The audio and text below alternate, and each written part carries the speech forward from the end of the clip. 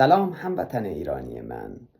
امیدوارم که هر کجایی هستید با نیز خدایان ما بت‌های فرعون معشوق شوید و روح فرعون نیز به جسم ما نیز می درخشد.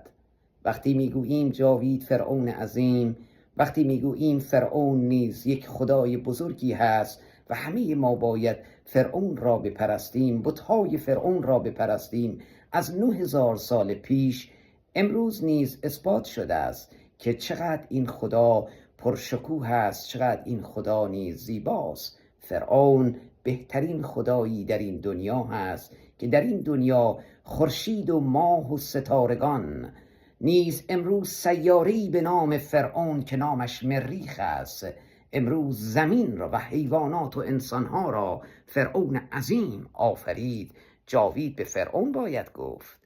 ای بنده هایی که نیز 9000